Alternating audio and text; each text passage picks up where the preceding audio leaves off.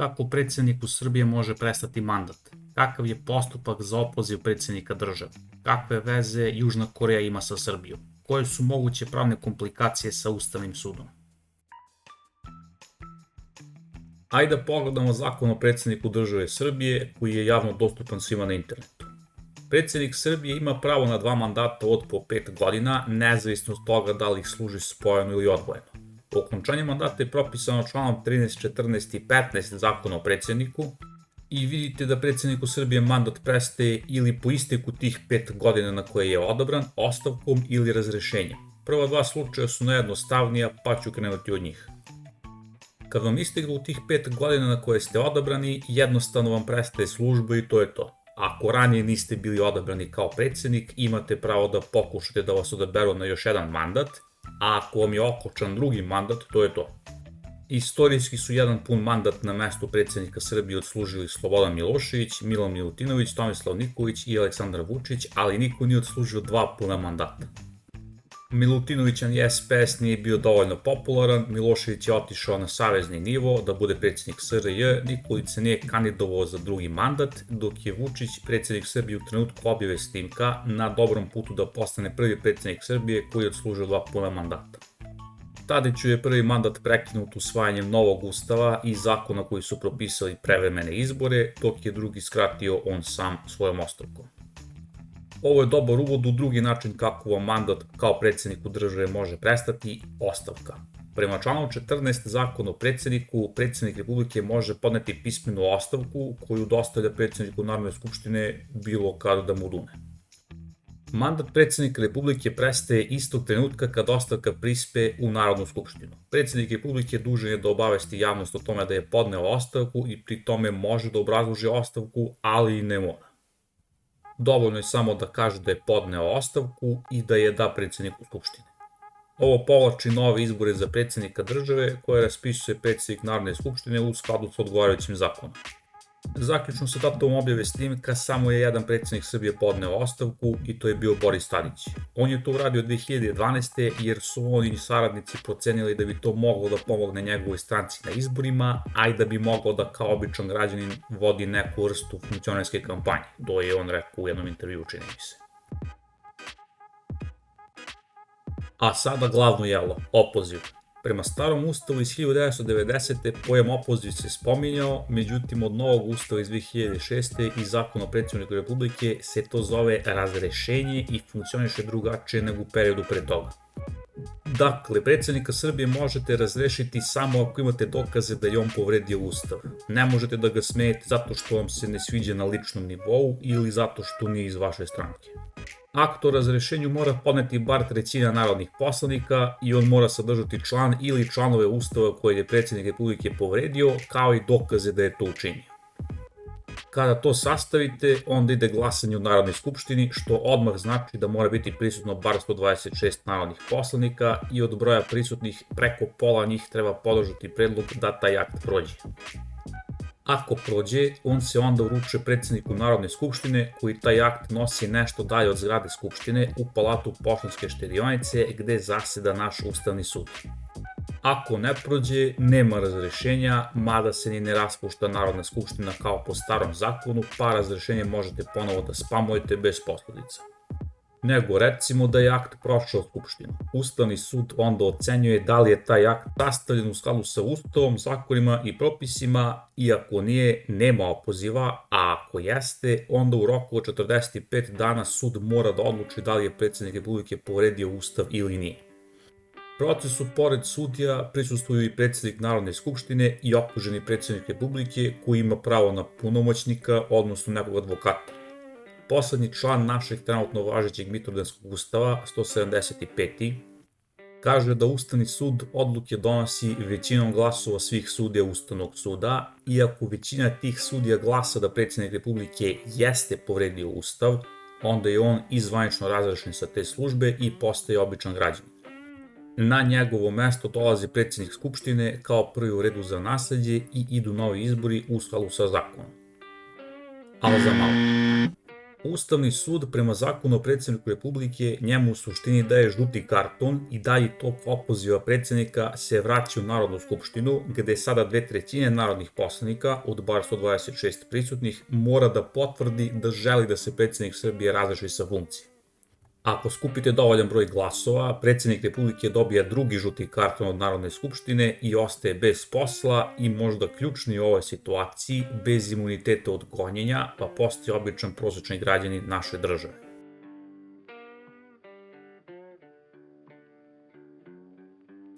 Ako ne skupite dovoljan broj glasova, onda predsjednik ostaje na funkciji sa jednim žutim kartonom, odnosno sudskom potvrdom da je povredio Ustav. Dakle, vidite da postupak nije ni malo jednostavan. Treba da u najmanju ruku pravno neoborivo dokažete da je predsjednik Republike povredio Ustav, onda da obezbedite da 2/3 narodnih poslanika najpre dođe na svoj posao i da žele da razreše predsjednika, a sve to treba proći kroz Ustavni sud. Stari postupak razrešenja, odnosno tada već opoziva, nije uopšte uključivao naš Ustavni sud, već 2/3 narodnih poslanika utvrđuje da li je predsjednik Republike povredio Ustav, pa se onda raspisuje referendum gde za razliku od datuma objave snimka mora izaći preko 50% građana Srbije kako bi se on važio, a ne glavna ulica Crne Trave, i ako referendum prođe, onda je predsjednik opozvan. Ako ne prođe, on i dalje ostaje na svom mestu, a Skupština se automatski raspušta i idu novi izbori. Zaključno sa datumom objave ovog snimka, razrešenje predsjednika Srbije nije nikada ni pokrenuto, a kamoli rešeno u korist predsjednika ili Narodne skupštine. Da ne bude da su ovi uslovi samo kod nas komplikovani, sličan princip ima i na primjer Južna Koreja, koja je 2025. opozvala svog predsjednika, a Italija koja ima neke dodatne uslove. Ali to nije sve. Imate i nekih mogućih dodatnih komplikacija i nejasnoća sa postupkom opoziva predsjednika Srbije i ajde da pogledamo neke od njih.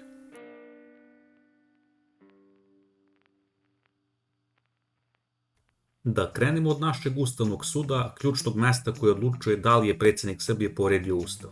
Poslednji član našeg Ustava koji se odnosi na Ustavni sud kaže da se u njemu odluke donose većinom glasova sudija, što znači da ih ima više od jednog. Koliko ih ima? Pa prema Ustavu, a i zakonu o Ustavnom sudu ih ima 15. Od tih 15, trećinu imenuje Skupština, trećinu predsjednik od 10 kandidata koje mu Skupština predloži i trećinu sednice Vrhovnog suda. Poslovnik dodatno kaže da za neke tačke trebate imati bar 8 sudija da bi doneli odluku, a za neke predmete vam trebaju sve sudije. Pa ćemo tu I šta je ovde nedoumica sad? Pa koliko je to sve? Vi bi možda rekli, pa bre 15, šta ima tu nejasno, imamo 15 sudija, sve od 15 je valjda 15. Aj na brzinu da vam pokažem trenutni saziv sudija Ustavnog suda na njihovom sajtu koji je javno dostupan svima. Ako odemo na odgovarajuće mesto, vidjet ćemo da ih ima 1, 2, 3, 4, 5, 6, 7, 8, 9, 10, 11. Dakle, fali njih 4. Pre nego što vam kažem kako se može desiti da nemamo sve sudije u Ustavnom sudu, evo jedne zanimljivosti. Doktorka Dragana Kolarić, devojački Milićević, prva je vojiteljka slagalice, odnosno kako se tada kviz zvao, muzičke slagalice, zajedno sa njenim kreatorom Nikolom Neškovićem. Čovek koji ovo objavio je bio jedan od takmičara, pa možete da ga zapratite čisto radi reda. Nego, gde nam je 4 sudija u Ustavnom sudu? Ako pogledate uslove za prekid službe jednog sudije, u zakonu i poslovniku Ustavnog suda ćete vidjeti da sudija ne može biti na položaju u više od 2 mandata od po 9 godina, a da u penziju odlazi kada ispuni 2 stvari. Napuni 65 godina i stekne 40 godina staža. Bitno je ispuniti obe stvari, ne idete u penziju automatski samo zbog jedne. Postoji još načina da vam prekine služba kao sudija Ustavnog suda, ali to bih odvojio u zaseban video snimak. Za sada znajte za uslov 65 godina i ovaj staž. Što je ovo bitno? Pa u Južnoj Koreji kada su opozivali predsjednika Juna Suk Jola, jer ga je neko iz vojske prevario da će ga podržati u državnom udaru, pa je posle zezanja naroda u 1 ujutru vojska pustila 190-300 poslanika da uđu u Skupštinu i ukinu ratno stanje, imali su 6 od 9 sudija Ustavnog suda, a još nekima su isticali mandati. Što je ovo bitno? pa kod njih morate imati bar 7 sudija u Ustavnom sudu da bi odosudili predsjednika za kršenje Ustava, a upravo predsjednik države mora da potvrdi svako imenovanje sudije tog suda. Problem je nastao time što predsjednik teoretski može da se zavuče u neku šumu ili da jednostavno odbija svako imenovanje sudija, pa onda teoretski ne možete da ga nikako osudite.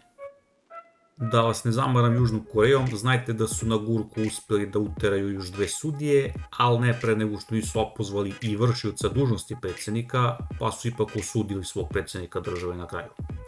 Kod nas 2/3 Ustavnog suda predlažu Skupština i predsjednik države, od kojih predsjednik svojih 5 mora da odabere od onoga što mu Skupština predloži, pa potencijalno može nastati situacija da za ono sve sudije, što piše u poslovniku, ne bude dovoljno sudija da bi mogli da izvrše svoj posao, pa da predsjednik potencijalno ne može da se osudi. Tako bar ja, kao apsolutno nikakav pravnik, vidim ovo. Ne znam da li kod nas predsjednik države može da se zavuče u neku šumu ili planinu, pa da ne može da imenuje sudije i time možda spreči potencijalnu osudu kao što je to teoretski moglo u Južnoj Koreji.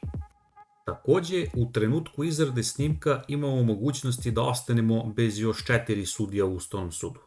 Predsjednica suda Snežana Marković, Gordana Einšpiler-Popović, za koju zanimljivo nije navedeno kada je rođena, ali sam ga izračunao na ovaj način uz pretpostavke načinjene na osnovu njene zvanične biografije, Vesna Ilić-Prelić i Miroslav Nikolić imaju ili jako blizu ili preko 65 godina.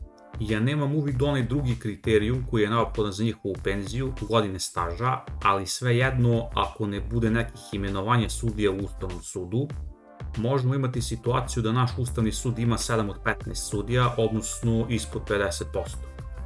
Imamo propise oko toga kako se sudije imenuju, ali ja nisam našao ili mi je promakao propis ili zakon koji kaže kada neko treba imenovati sudije. Nemate tipa, ako Ustavni sud ima 8 sudija, mora se raspisati izbor novih dok se on ne popuni.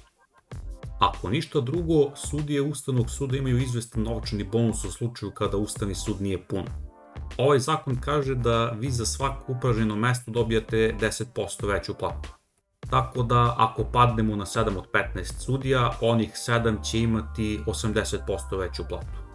Naravno imat ćete i prilično veći obim posla jer manji broj ljudi radi i taj izvesni posao, tako da nije sve skroz crno-belo u ovom slučaju. Druga nedoumica je sledeća. Znate kako Narodna skupština mora da 2/3 većinom potvrdi rešenje Ustavnog suda da je predsjednik povredio Ustav i da ga razreši? Jasno je šta se dešava ako to prođe, predsjedniku prestaje mandat, ali šta ako to ne prođe? Za razliku od starog postupka o opozivu, Skupština se ne raspušta, a predsjednik izgleda bez problema ostaje na funkciji uprkos presudi Ustavnog suda da je povredio Ustav. Da li je predsjednik Republike onda bez ikakvih posljedica povredio Ustav i praktično ima samo žuti karton od Ustavnog suda? Po mom nestručnom mišljenju, ne baš. On može da nastavi da služi svoj mandat do kraja, ali ako iz bilo kog razloga ne može da bude više predsjednik zbog, na primjer, ograničenja od 2 mandata, ili ako ga ne izaberu ponovo, on postaje običan građanin Srbije bez predsjedničkog imuniteta, što znači da potencijalno možete da ga tužite na privatnoj osnovi zbog povrede Ustava. Sad ja lično ne znam ni da li možete da tužite privatno lice zbog povrede Ustava, bar ja ne znam za neki primjer da se 2 obična lika ili likuše spore na Ustavnom sudu ili da je neko nekog tužio zbog povrede Ustava bilo kom sudu, ali mora da je neko nešto propisao za slučaj privatnog lica za koje imate sudski dokaz povrede Ustava, a koje nema nikakav imunitet od sudskog gonjenja.